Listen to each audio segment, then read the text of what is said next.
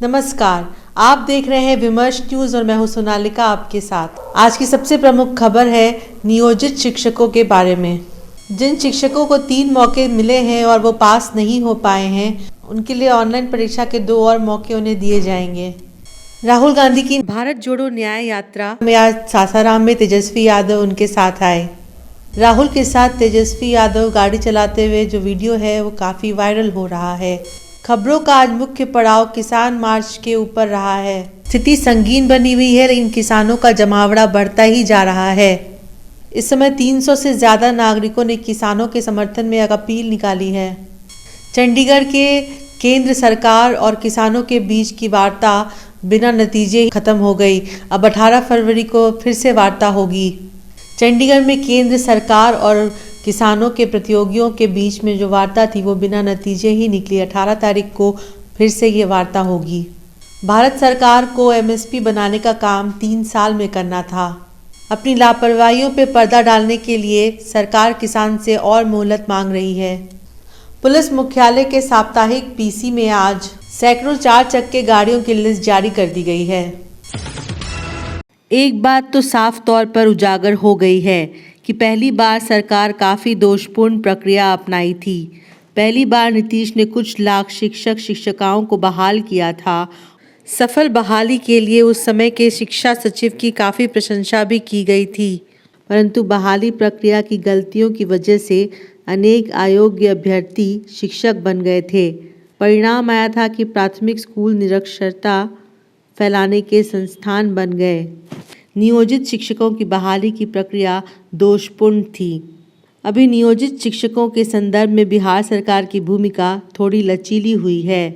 जो शिक्षक अपनी बहाली को सही साबित करने के लिए 3 बार परीक्षा देकर उत्तीर्ण नहीं हो पाए हैं, उनके लिए बिहार सरकार ऑनलाइन परीक्षा देने के 2 और मौके देगी।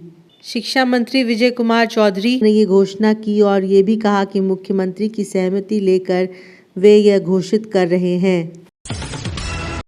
भारत जोड़ो न्याय यात्रा आज बिहार के सासाराम में पहुंची, जहां कांग्रेस एमपी राहुल गांधी और बिहार के पूर्व डिप्टी सीएम और आरजेडी नेता तेजस्वी यादव एक साथ एक गाड़ी में नजर आए। देखने वाली बात ये थी कि गाड़ी तेजस्वी यादव चला रहे थे और राहुल गांधी उनके साथ बगल की सीट में बैठे हुए थे। इस पर राजनीति के गलियारों में हलचल हो रही है और कयास लगाए जा रहे हैं कि क्या तेजस्वी और राहुल आगे भी साथ साथ नजर आ सकते हैं, यानी पॉलिटिक्स में दोनों एक होकर साथ साथ काम कर सकते हैं। अरबपतियों के लिए काम किया जा रहा है, किसानों की जमीन छीनी जा रही है, गरीबों की जमीन छीनी जा रही है, महंगाई बढ़ती जा रही है, बेरोजगारी बढ़ती जा रही है, मगर इसके बारे में टीवी में आपको कभी नहीं दिखेगा। हम विपक्ष में हैं, हमें स्वीकार था, फिर भी हमने ठाना था कि बेरोजगारी मुद्दे को लेकर के हम लड़ाई लड़ने का काम करेंगे। फिर बाद में आप लोग तो माननीय मुख्यमंत्री जी को जानते ही हैं, हमको बताने की जरूरत नहीं है। हम तो हाउस से पूछे भी भाजपा वाले के लोग, यानी मोदी जी का गारंटी इतना मजबूत गारंटी होता है, तो ये मोदी जी के गारंटी वाले कौन गारंटी था कि बिहार के मुख्यमंत्री फिर से पलटेंगे कि नहीं पलटेंगे, जरा बताओ। किसानों के दिल्ली चलो मार्च को देखते हुए दिल्ली से सटे इलाकों में सुरक्षा की चाक चौबंद इंतजाम किए गए हैं। सुरक्षा के लिए मल्टी लेयर सिक्योरिटी लगाई गई है। इन सब के बावजूद दिल्ली में किसानों को रोकने के लिए पुलिस ने 30,000 आंसू गैस के गोले मंगवाए हैं। वहीं किसानों को देखते हुए दिल्ली पुलिस के जवानों की छुट्टियां भी रद्द कर दी गई हैं। वहीं किसान आंदोलन के बीच हरियाणा के शंभू बॉर्डर पर एक 70 साल के किसान की हार्ट अटैक से मौत हो गई है। आज जहां किसानों ने गांव से मुख्य सड़क तक बंद का कॉल दिया है, वहीं आज से ट्रक ड्राइवर भी 2 दिनों के भारत बंद की घोषणा कर चुके हैं। किसानों का दिल्ली के चारों तरफ मोर्चा लगा ही हुआ है। साथ साथ भारत के मजदूर संघों और संयुक्त किसान मोर्चा ने भी बंद का कॉल दे रखा है। किसान मोर्चा का कार्यक्रम ये है कि गांव से निकलकर किस मुख्य सड़कों पर आएंगे और बंद करवाएंगे। भारत में चुनाव के समय नए तरह से समीकरण बनने लगते हैं और यदि सरकार 4 वर्षों तक लोगों की मांगों से मुक्त रही हो तो चौथे वर्ष शासक दल कटघरे में आ ही जाती है। किसान आंदोलन के समर्थन में देश के जाने माने 300 नागरिकों ने एक अपील पर हस्ताक्षर किया है। दस्तक करने वाले प्रमुख लोगों में पत्रकार P Sainath, retired bureaucrat PSS Sharma, इतिहासकार मृदुल मुखर्जी और शास्त्री अरुण कुमार, दिल्ली साइंस फॉर्म के दिनेश शर्मा, अशोक धवले इत्यादि अनेक जाने माने हस्ताक्षर हैं। एक तरफ हरियाणा, पंजाब, उत्तर प्रदेश, राजस्थान और उत्तराखंड के किसान दिल्ली के बॉर्डर पर जुट रहे हैं। उनकी संख्या लगातार बढ़ रही है। वहीं दूसरी तरफ नरेंद्र मोदी खुद आज हरियाणा के गुरुग्राम के पास रेवाड़ी कस्बे में चुनावी सभा करने गए।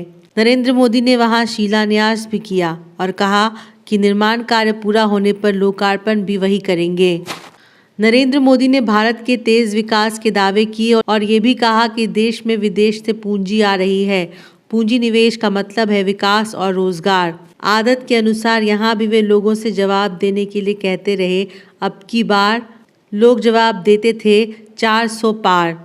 नरेंद्र मोदी ये अंदाज़ा नहीं कर पा रहे हैं कि अपने ही अल्फाज आपको घेर लेते हैं। किसानों के बारे में 2018 में उन्होंने घोषणा की थी कि 2023 तक उनकी आमदनी दोगुनी कर देंगे। आज वे किसानों के इस मांग में घिरे हुए हैं कि MS स्वामीनाथन के द्वारा जोड़े गए उत्पादन लागत से कृषि उत्पादों को 1.5 गुना समर्थन मूल्य दिया जाए। रेवाड़ी सभा में उन्होंने कांग्रेस के ऊपर ताबड़तोड़ आरोप लगाते हुए ये भुला दिया कि पिछले 9.5 वर्षों से खुद वे भाजपा सरकार के प्रधानमंत्री हैं। मोदी ने कांग्रेस पर देर से काम करने और आतंकवाद को बढ़ावा देने जैसे बाउंसर आरोप भी लगाए। आज सरदार पटेल भवन में पुलिस मुख्यालय की ओर से प्रेस सम्मेलन को विशाल शर्मा ने संबोधित किया। एक लिस्ट जारी की गई है जो पुलिस बल को आधुनिक वाहनों से लैस करने के लिए है। जिन थानों में पुराने और लचर वाहन हैं, वहां अब 383 नए बोलेरो दिए जाएंगे और 220 बाइक भी दिए जाएंगे। पुलिस के पास बिहार में 14 नए बस आएंगे, 100 सैन्य वाहन आएंगे, 14 ब्रज वाहन आएंगे और 17 कैदी वाहन आएंगे। तो इन मिशनों को पूर्ण करने के लिए बिहार पुलिस को संसाधनों से युक्त करना एवं उनके कार्यकलापों में गतिशीलता लाना अत्यंत जरूरी है।